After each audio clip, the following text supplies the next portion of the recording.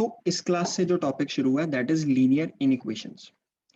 ये टॉपिक एक ऐसा टॉपिक है जो हो सकता है हमारे स्कूल में इसको इतनी इम्पोर्टेंस ना दी जाए, विच इज बिकॉज कि इस पे जो क्वेश्चन आएंगे स्कूल में पेपर में वो हो सकता है सिर्फ 3-4 नंबर का एक आधा सवाल ही आए या 6 मार्क्स का एक क्वेश्चन।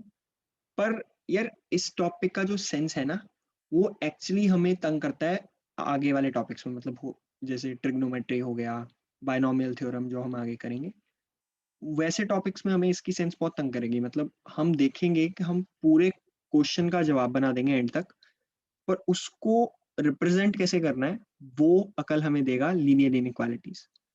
तो इसलिए ये जो टॉपिक है ना लीनियर इनइक्वेशंस, ये बहुत इंपॉर्टेंस का है for other topics to be clear. तो इसलिए इसको बिल्कुल भी उस वे में मत जाना कि यार स्कूल में सिर्फ एक ही तो क्वेश्चन आना है, इसको क्या ही पढ़े। तो इसकी यार क्लैरिटी एक हद तक बिल्कुल बना के रखना कि यार इन इक्वेशंस को कैसे हैंडल किया जाता है, क्योंकि गलत इमेज चल जाती है बच्चे के दिमाग में बाय सीइंग कि यार इसकी वेटेज तो स्कूल के पेपर में बहुत कम है। तो ऐसे बिल्कुल इस जोन में हमें नहीं जाना चाहिए। हो सकता है हमारे साथ वाले जाए तो हमें क्या फर्क पड़ता है, हमारा काम क्या है कि हम हर टॉपिक को बिल्कुल उसकी जड़ से पकड़े। यार मतलब क्लियर है कि जो 10th का मैथ्स था ना उसके हिसाब से बिल्कुल मत 11th में मैथ्स करना कि यार 10th में काफी बच्चों को आदत होती है कि जो हमारा पेपर है उससे 1-2 महीने पहले हम पढ़ना शुरू कर दें। तो काफी आजकल बुक्स आती हैं, वो बुक्स में से सॉल्व करें क्वेश्चंस, उन्हीं बुक्स में से सवाल हमें बोर्ड में आ जाता है और हम कहते हैं कि वाह, मतलब 2 महीने पहले पढ़े और फुल फुल नंबर आ गए सबके। तो यार बोर्ड में एक्चुअली बहुत ईजी है ये करना, बट +1 में ऐसा नहीं होगा। हो सकता है +1 के स्कूल के पेपरों में भी ऐसे हो जाए कि हम 2-3 किताबों में से सारे सवाल कर जाएं और उन्हीं किताबों में से क्वेश्चन आ जाए पेपर में और हमें लगे कि हमें मैथ्स बहुत अच्छा आता है। तो 12वीं तक भी हमारा सिर्फ बेड़ा गर्क होगा, क्योंकि 12वीं के बाद जितने भी आगे पेपर दोगे एडमिशन्स के लिए, जेई का पेपर हो गया या आगे भी, मतलब जितने मर्जी पेपर, उसमें जो +1 +2 का मैथ्स है वो बहुत काम आएगा। तो इसको बिल्कुल भी ऐसे मत देखना कि यार मैंने बोर्ड में पेपर देना है तो बोर्ड के पेपर के लिए 2 महीने पहले पढ़ जाऊंगा और बहुत अच्छे नंबर आ जाएंगे। बेड़ा गर्क का हो जाएगा हमारा अगर हमारे को ये टॉपिक्स की अच्छे से क्लैरिटी नहीं होगी। तो लीनियर इनइक्वेशंस जो चैप्टर है ना, इसकी जड़ पता कहाँ से है? लीनियर इक्वेशन से, जो कि क्लियर है, हमने 9th-10th में पढ़ी होती है। Linear equation in one variable, in two variable. In one variable हमने पढ़ा हुआ है ax प्लस बी इक्वल 0 जो होगा वो एक linear equation in one variable होगी। और अगर ax plus b y equals c जो होगी इक्वल टू 0, जो हमारी इक्वेशन है ये होगी linear equation in two variables. इसका हमें क्लियर का एक जवाब बन जाएगा, मतलब सिंपली उधर लेके जाके x plus b equal x equals minus b by a. इसका मतलब क्लियर है, linear equation in two variable तो दो लीनियर इक्वेशन होती हैं, a1 b1 c1 कर दूं और एक इक्वेशन बना दूं a2x plus b2y plus c2 equal 0। तो इन दो इक्वेशंस को मैं सॉल्व कैसे कर लेता हूँ, मतलब क्लियर है, substitution method, elimination method, 3 method हमने सीखे हुए हैं। एलिमिनेशन मेथड हम सबसे ज़्यादा यूज़ करते हैं। तो इसके सोल्यूशन कैसे आ सकते हैं? या कोई सोल्यूशन नहीं होगा, या इनफाइनाइट सोल्यूशन होंगे, या फिर एक यूनिक सोल्यूशन होगा। तो जो इक्वेशंस है उनको हैंडल करने का मुझे प्रोसेस पता है।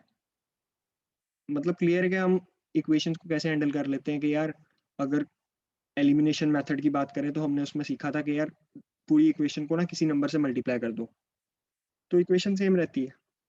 मतलब क्लियर है कि अगर मैं इस इक्वेशन को 2 से मल्टीप्लाई कर दूं तो क्या कोई फर्क पड़ा? नहीं, उधर 0 था, 2 इंटू 0 कर दूं तो 0 ही हो गया। ये 2a2x plus 2b2y plus 2c2 equal 0 बन जाता, इक्वेशन चेंज नहीं हुई। तो जो इन इक्वेशंस है ना, एक्चुअली वो इक्वल टू साइन की जगह पे अलग साइंस यूज कर रहे हैं, इनइक्वालिटी साइंस। मतलब जो हमने पक्का सुने होंगे, ग्रेटर देन साइन होता है, एक लेस देन साइन होता है, एक ग्रेटर देन इक्वल टू होता है। मतलब ग्रेटर देन साइन के नीचे अगर ये लाइन डाल दो तो वो हो जाता है ग्रेटर देन इक्वल टू। एक less than equal two similarly हो जाता है, और एक होता है नॉट इक्वल टू, ये इतना काम नहीं आता। ये चार हमारे सबसे काम के हैं। तो इनके थ्रू हमें पता चलता है कि यार जो हमारे को गिवन इक्वेशन है वो इन इक्वेशन कैसे है, मतलब अगर इक्वल टू साइन है तो हम कह देते हैं ये गिवन चीज इक्वेशन है।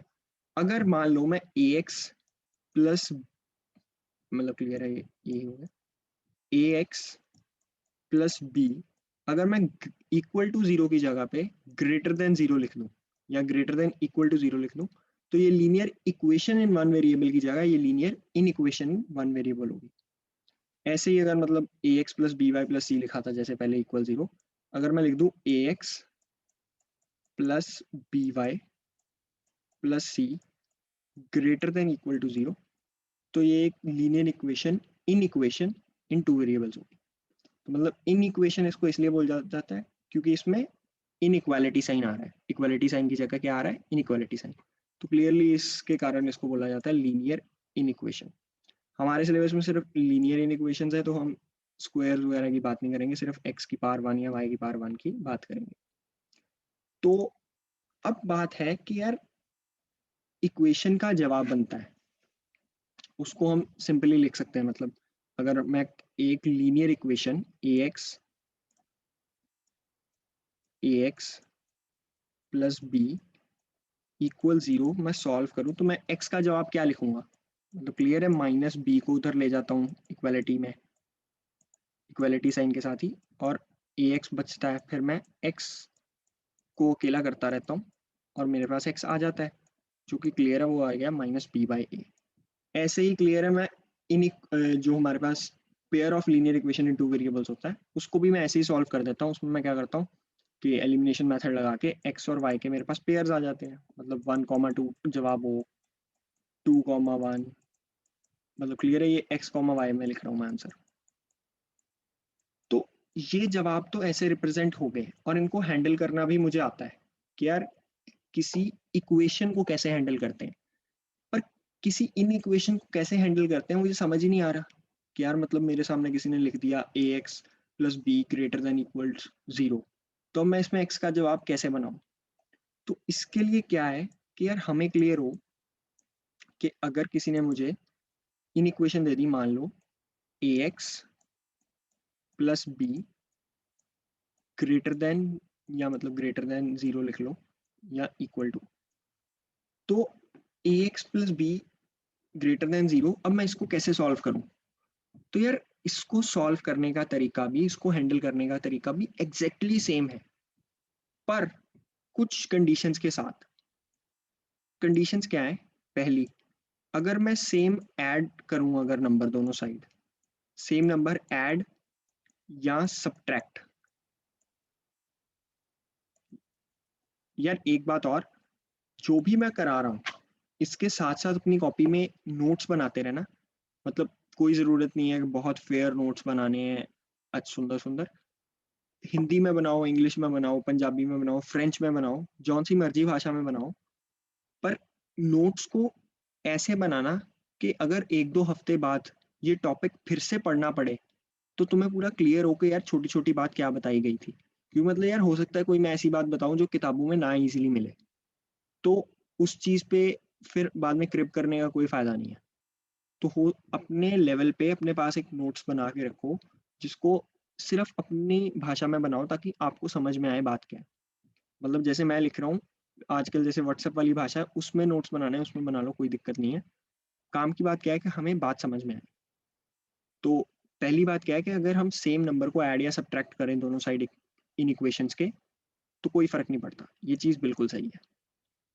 अगर मैं किसी positive number, real number, positive real number, मैं लिख देता हूँ, रियल नंबर को अगर मैं मल्टीप्लाई या डिवाइड करूँ ना, तो भी इन इक्वेशन को फर्क नहीं पड़ता, तो भी ये चीज बिल्कुल सेम रहती है।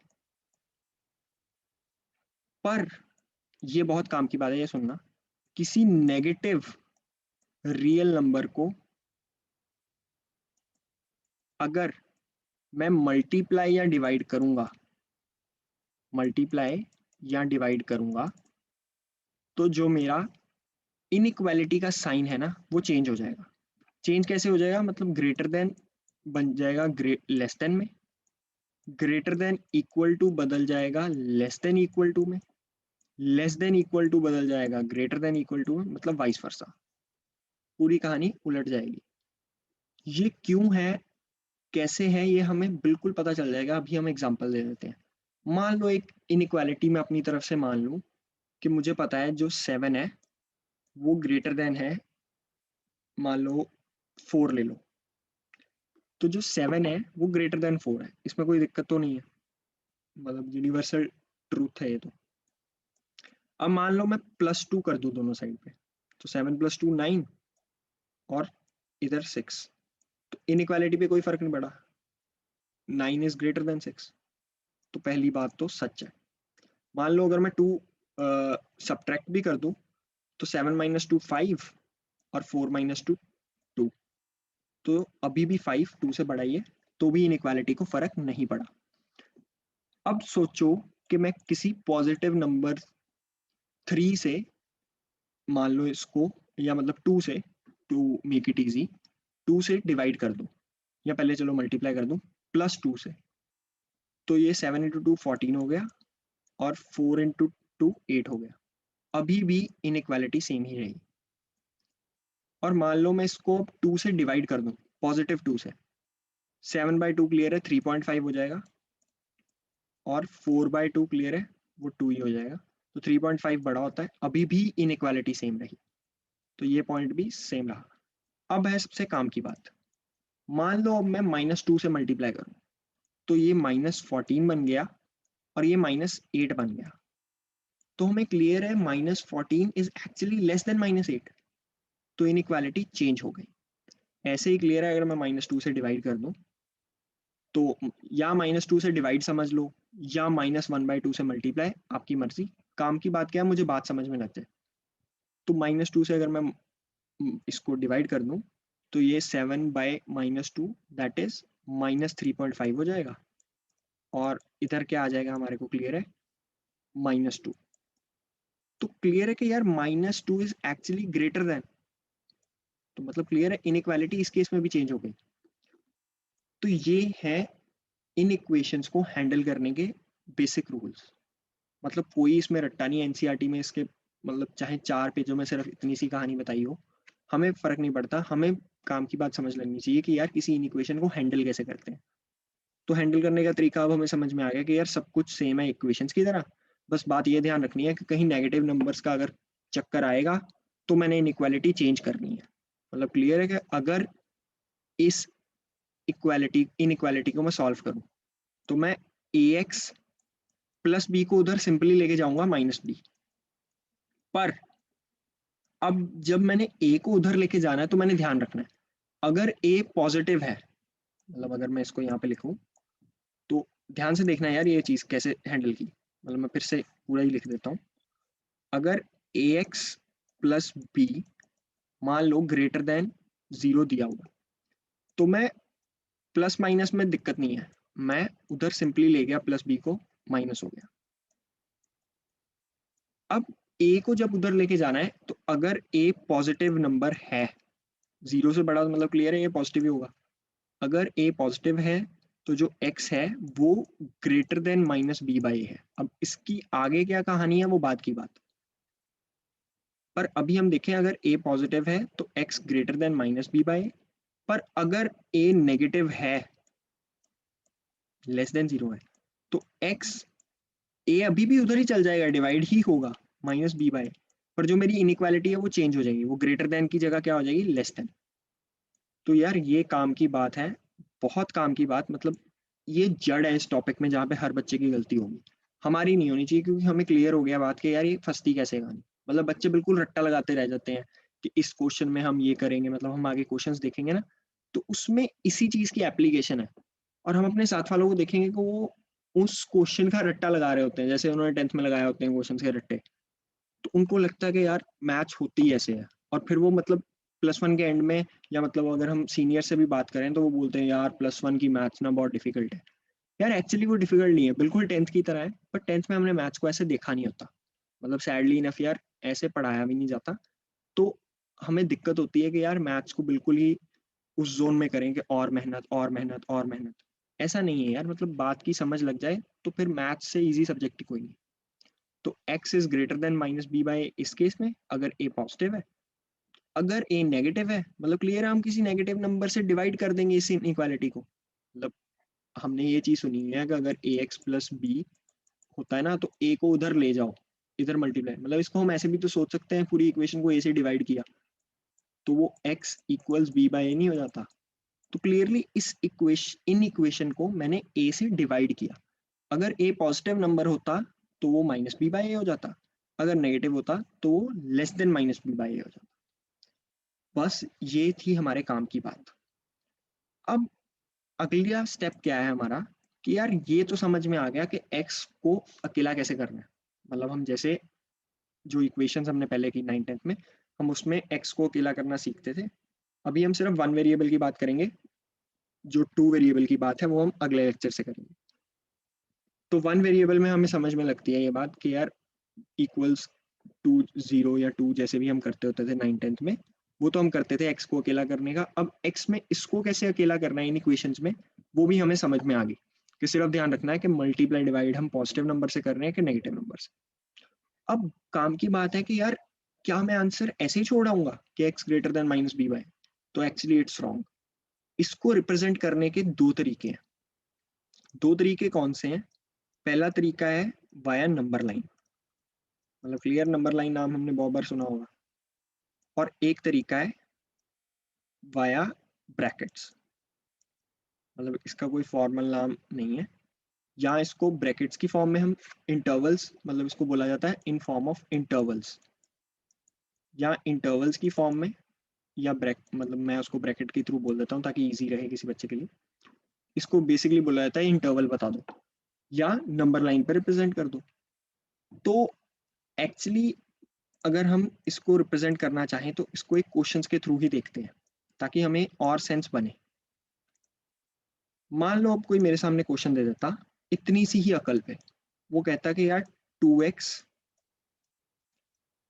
प्लस 3 इज ग्रेटर देन 5, इसके लिए मुझे x बताओ क्या कैसा होगा। तो मेरा काम क्या था, मैं लिख देता x 2x plus 3 greater than 5 मुझे गिवन है। मैंने कहा क्या कि ये प्लस 3 को उधर ले जाओ, तो ये 2x प्लस 3 उधर जाके माइनस हुआ, 5 माइनस 3 2, ग्रेटर देन 2 हो गया। अब इस इक्वेशन का या मैं समझ लूं कि मैंने 2 से डिवाइड कर दी, या इस 2 को उधर ले गया, one and same thing. 2 positive था तो मेरी इनइक्वालिटी चेंज नहीं होगी, 2 उधर गया, 2 बाई 2 1 हो गया। मेरा जवाब क्या बना, x ग्रेटर देन 1। अब मान लो मैंने इस जवाब को नंबर लाइन पर रिप्रेजेंट करना होता, तो नंबर लाइन पर रिप्रेजेंट करने के लिए पहले नंबर लाइन बना लेते। तो अब ऐसे एक नंबर लाइन बना ली, इधर क्लियर है माइनस इन्फिनिटी होगा, इधर होगा प्लस इन्फिनिटी। अब रिप्रेजेंट करने के लिए मैं क्या करता, यहाँ पे लिख लेता, मतलब चलो इसको बिल्कुल ही सही जोन में जाने के लिए अगर मैं इसको यहाँ पे लिख लेता 1। अब मेरा जवाब है 1 से बड़ा, मतलब 1 से राइट साइड पे। अब छोटा किससे है वो मुझे पता नहीं है अभी, मतलब उसके लिए इनइक्वालिटी नहीं गिवन। मुझे ये पता है कि यार x 1 से बड़ा है, किससे छोटा है नहीं पता, तो मतलब ये इन्फिनिटी तक जाता होगा, तो इसको सिंपली ऐसे छोड़ देना बस। अब जो काम की बात है ये बिल्कुल ध्यान से सुनना। अब मैंने इनइक्वालिटी वाला जो साइन है उसको ध्यान से देखना है, क्या ये ग्रेटर देन है या ग्रेटर देन इक्वल टू। अगर ग्रेटर देन इक्वल टू है ना, तो मैं उस नंबर पे जिससे ग्रेटर देन है, सिर्फ सिर्फ ग्रेटर देन है, तो मैं उस नंबर पे जाके खाली सर्कल बनाऊंगा बस।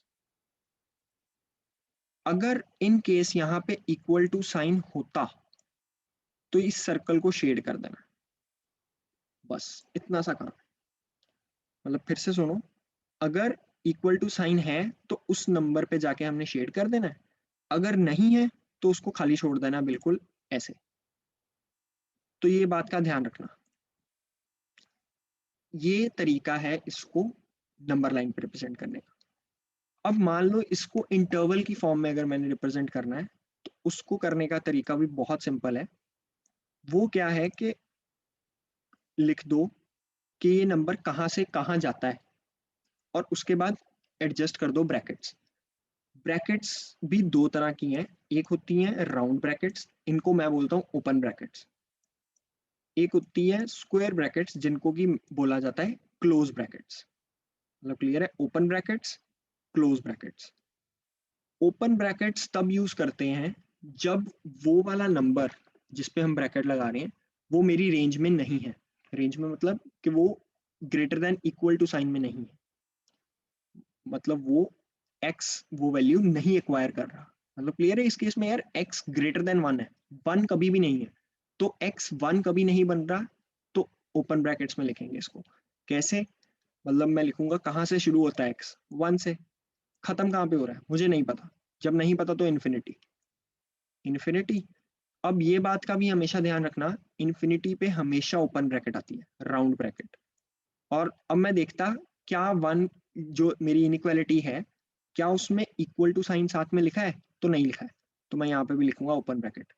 अगर यहाँ पे इक्वल टू साइन होता तो इसका मैं आंसर लिखता 1 के साथ क्लोज ब्रैकेट, और इन्फिनिटी के साथ तो हमेशा ही ओपन आनी। ये बात हमेशा याद रखना, इन्फिनिटी के साथ हमेशा ओपन ब्रैकेट आएगी, चाहे इन्फिनिटी हो चाहे माइनस इन्फिनिटी। क्यों? क्योंकि इन्फिनिटी पे हम कभी भी नहीं पहुंच सकते, एक्स कभी भी इन्फिनिटी पे नहीं पहुंच सकता। मतलब इन्फिनिटी डिफाइंड थोड़ी ना है कि मतलब मैं कहूँ कि इन्फिनिटी ये चीज होती है, अगर इन्फिनिटी डिफाइन नहीं होती फिर वो इन्फिनिटी कभी नहीं होती। तो इस चीज को बिल्कुल समझ लेना कि इन्फिनिटी या माइनस इन्फिनिटी पे कभी भी क्लोज ब्रैकेट्स नहीं आएगी। मतलब एमसीक्यू में एग्जामिनर एक सेकंड नहीं लगाएगा हमेशा दाई बनाने में, वो आंसर लिख देगा हर ब्रैकेट्स के साथ, मतलब one infinity open brackets, one infinity close brackets, one infinity एक पे ओपन एक पे क्लोज। तो एक बच्चा ब्रैकेट्स में कंफ्यूज हो जाता है, उसको समझ ही नहीं आती कौन सी ब्रैकेट सही है, और वो हड़बड़ाहट में इन्फिनिटी पे जहाँ पे क्लोज ब्रैकेट्स है उसको टिक कर देता है। तो यार वो ऑप्शन कभी भी नहीं टिक करनी, इसलिए इस बात का ध्यान रखना कि कहाँ पे ओपन ब्रैकेट्स आनी है कहाँ पे क्लोज। तो मतलब क्लियर, ये बिल्कुल सिंपल सा एक क्वेश्चन से हमने देखा कि अगर नंबर लाइन पर रिप्रेजेंट करना है तो वो कैसे, अगर ब्रैकेट्स के थ्रू करना है तो वो कैसे। ये बिल्कुल सिंपल तरीका है, इसमें कोई हाई फाई बात नहीं है। तो अगर ये बात नहीं समझ लगी तो एक बार फिर से वीडियो को पॉज करो या पीछे जाके फिर से देखो, फिर आगे कंटिन्यू करना। ये भी बिल्कुल, अगर यहाँ से क्लैरिटी बननी शुरू होगी इनइक्वालिटीज की, और यहाँ से it things will actually get more and more complex. तो अगर यहाँ से ही नहीं पता लगा तो फिर हमें दिक्कत आ सकती है। सिंपली नंबर लाइन पर रिप्रेजेंट कैसे करते हैं, उस नंबर की जहां से जहां एक्स जा रहा है वहां पे ऊपर लाइन लगा देते हैं, और फिर बाद में देखते हैं कि यार वो नंबर इंक्लूडेड है कि नहीं। एक और क्वेश्चन करते हैं, इसके थ्रू हमारी जो क्लैरिटी है इसमें और इम्प्रूव होगी। मान लो अगर मेरे पास जो इनइक्वालिटी है वो, अगर मैं आपको दे दूं x+4 जो है वो हमारा 10 से छोटा है, और मान लो 3 से लेस देन इक्वल टू, मतलब 3 से ग्रेटर देन इक्वल टू और 10 से छोटा है। तो ये क्वेश्चन को अगर मैं कहूँ कि इसको सॉल्व कर दो, तो इसमें क्लैरिटी है कि ये तो दो इनइक्वालिटीज के सवाल हो गए। मतलब क्लियर है, ये दो इनइक्वालिटीज के सवाल है। एक सवाल है x+4 लेस देन 10, और एक सवाल है मेरे सामने 3 is less than equal to x+4। अब मैं इससे x को सॉल्व करता, एक बार मेरा जवाब क्या आ जाता, जो x है मतलब क्लियर है कि वो इनइक्वालिटी सेम रहेगी क्योंकि प्लस माइनस ही कर रहा हूँ। +4 जाके उधर -4 हुआ, 3 - 4 -1, -1 से x मेरा ग्रेटर देन इक्वल टू है, और जो x इस केस में सॉल्व करूँ अगर मैं, तो +4 उधर जाके -4 हुआ, ये हो गया 6। तो इससे मेरे को दो जवाब पता चल गए कि एक x जो है मेरा -1 से हमेशा बड़ा है, और एक x मेरा 6 से छोटा है। अब मैं इसको रिप्रेजेंट करूंगा, तो रिप्रेजेंट करने के लिए मुझे समझ में आता है कि यार दो तरीके हैं, हम दोनों तरीकों से कर लेते हैं। पहला तरीका है नंबर लाइन, तो नंबर लाइन बना ली। अब मैंने क्या दिखा कि यार इधर माइनस इन्फिनिटी है, इधर इन्फिनिटी है। अब मैंने ये दो पॉइंट्स लिख लिया, -1 कहीं इधर होगा, तो 6 क्लियर है कि इधर होगा। अब मैंने देखा कि यार जो मेरा आंसर है वो -1 से बड़ा है और 6 से छोटा है। मतलब अगर मैं चाहूँ तो मैं इन दोनों को कंबाइन कर सकता हूँ ना ऐसे कि x -1 से बड़ा और 6 से छोटा। ये कंबाइन करके ऐसे बन जाता है। मतलब क्लियर है कि अगर एक बच्चा, मैंने यहाँ पे 2 सवालों में इसलिए तोड़ दिया कि बिल्कुल ही अगर यहाँ से शुरू करेंगे तो कंफ्यूज होता बच्चा कि यार एक ही 4 था, इधर भी माइनस उधर भी माइनस कैसे हो गया। तो बेसिकली ये 2 इक्वेशंस थे, तो उन दोनों को सॉल्व करके ये एक्स का हमारे पास रेंज आ गई ऐसे, -1 से बड़ा 6 से छोटा। तो मैंने सिंपली इसको ऐसे लिख लिया, तो -1 से 6, ये मतलब स्ट्रेट लाइन बनानी है। फिर मैंने देखा कि यार क्या 6 मेरे जवाब में आ रहा है, तो मैंने देखा 6 के साथ इक्वल टू साइन तो है नहीं, तो मैंने यहाँ पे लिखी खाली सर्कल बना दिया, खाली सर्कल। और मैंने देखा -1 पे इक्वल टू साइन था, तो मैंने यहाँ पे शेडेड सर्कल बनाया। ठीक है, ये थी इसकी नंबर लाइन रिप्रेजेंटेशन। अगर मेरे को कोई कहता है इसकी इंटरवल्स में रिप्रेजेंट करो, तो रिप्रेजेंटेशन क्या होती, -1 से शुरू, छोटे नंबर से बड़ी तरफ, -1 से शुरू 6 तक जाएगी। अब -1 इंक्लूडेड है तो close brackets, 6 equal to sign नहीं है तो ओपन ब्रैकेट्स। ये इसका जवाब होता है, ऐसे इसको रिप्रेजेंट करना है। तो यही चीज मैंने बिल्कुल ही इस टॉपिक के स्टार्ट में बोली थी कि हम आगे भी अगर मतलब मान लो सबसे ज्यादा इसका यूज होगा हमारा ट्रिग्नोमेट्री में। तो जब हम ट्रिग्नोमेट्री में आंसर लिखेंगे ना, हम पूरा ट्रिग्नोमेट्री का सवाल सॉल्व कर देंगे, थीटा जो भी आगे बात करेंगे, पूरा क्वेश्चन सॉल्व हो जाएगा, हम आंसर नहीं लिख पाएंगे। क्यों? क्योंकि हमें इनइक्वालिटीज की क्लियरिटी नहीं थी कि उसमें आंसर में ओपन ब्रैकेट्स कब हैं, क्लोज ब्रैकेट्स कब हैं। एक बच्चा डिजाइन ही बनाता रहता है कि यार आज मेरा मन कर रहा है मैं स्क्वायर ब्रैकेट्स लगाऊंगा सबसे ज्यादा, तो हर जगह स्क्वायर ब्रैकेट्स लगाता रहता है। एक्चुअली इनका एक सिग्निफिकेंस है, तो यार बिल्कुल वो हमें उस चीज की क्लियरिटी होनी चाहिए। तो ये एक तरीका था कि कैसे लीनियर इनइक्वेशंस को हैंडल करते हैं। मतलब इस लेक्चर में हमने क्या सीखा कि लीनियर इनइक्वेशंस है क्या, उसको हैंडल कैसे करते हैं, एक्स को सॉल्व कैसे करना है उसमें, और फिर हमने एंड में सीखा कि यार इसको रिप्रेजेंट कैसे करना है। मतलब क्लियर है, हमने सीख लिया कि एक नंबर लाइन का तरीका होता है, एक ब्रैकेट्स का जिसको कि हम इंटरवल्स रिप्रेजेंटेशन बोलते हैं। तो अब हमारे एंड पे क्या टास्क है कि हम इस लेक्चर को फिर से एक बार देखें, अपने उस पे नोट्स बना के रखें अपने पास, क्योंकि यार इट्स वेरी डिफिकल्ट कि फिर से हम एक बार शुरू करें वीडियो देखना जब ये टॉपिक खत्म हो जाएगा। तो बेटर है कि हम अपने लेवल पे इसके नोट्स बना के रखें, काम की बातें जैसे मैंने बताया कि क्लियर है। हमने यहाँ पे एक चीज सीखी कि अगर हम किसी पॉजिटिव नंबर से मल्टीप्लाई कर रहे हैं या डिवाइड कर रहे हैं तो इनइक्वालिटी चेंज नहीं होगी, अगर नेगेटिव से होगा तो इनइक्वालिटी चेंज होगी। यार ये बहुत काम का पॉइंट है। मतलब साथ वालों को देखोगे वो इसी पॉइंट पे इनइक्वालिटीज पे रट्टे लगा रहे होंगे कि यार मतलब आगे जब हम क्वेश्चंस करेंगे ना कुछ टाइप के, मतलब अगले क्लास में हम क्वेश्चंस करेंगे तो हमें दिखेगा कि यार सिंपल सी बात है, इसमें रट्टा लगाने वाली क्या बात होगी। और हम देखेंगे हमारे साथ वाले लगा रहे होंगे तो हम नहीं लगाएंगे यार सिंपली। तो इसलिए इट्स बेटर कि हम इस टॉपिक को रोज का रोज काम करें rather than piling it up. काम की बात क्या है कि हम रोज की रोज जो थोड़ा थोड़ा काम हो रहा है उसको करें। बाकी यार +1 का सिलेबस भी it's actually very easy and very interesting, so इसको बिल्कुल ऐसे देखना। तो अगली क्लास से हम शुरू करेंगे और क्वेश्चंस इसी टॉपिक पे।